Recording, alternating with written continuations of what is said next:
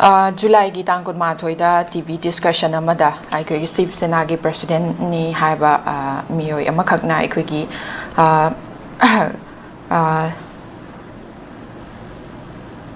aikoi gi leiriba Muslim community asisu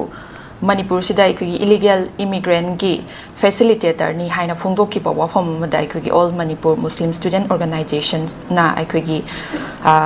Tamli ba wafam du gi matang da aikoi gi wafam adu gi matang da pung nipu nipan gi matang da su singdorak na ba wafam tham gi ba swai si matang da mahak na phungdok ki ba matang da aikoi gi leiri ba conflict si gi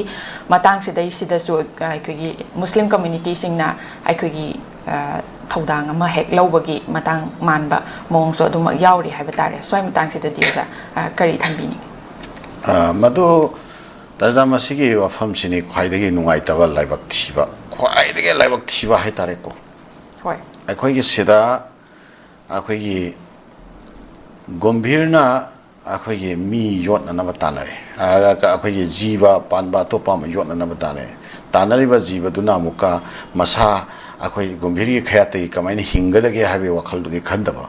mana ngamba topa amuk yot ke na mana tanaba ada aduso amuk mathang mana ngamba yot na ba tanabagi that kind of culture ama akhoi Manipur khunai sal akhoi sagana na bohon rakpa adugi wakhal londa khayam kana sagana bohon ba element khara akhoi tattatana uraga lakpani adugi manungda husik akhoi kano sibisana gi akhoi kano na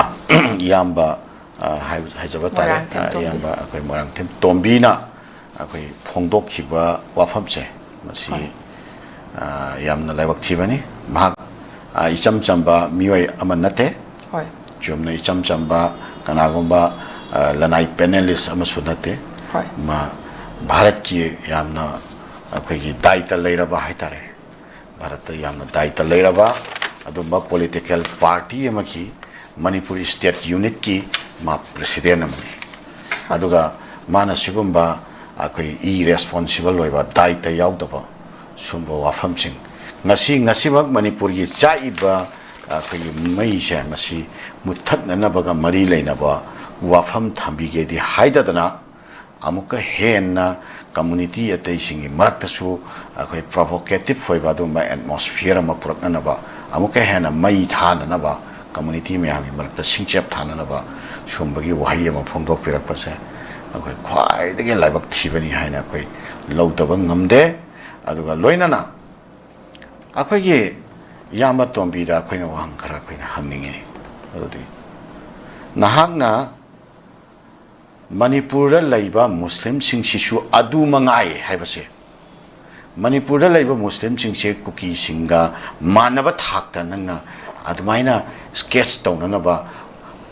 haiba wahi na tabra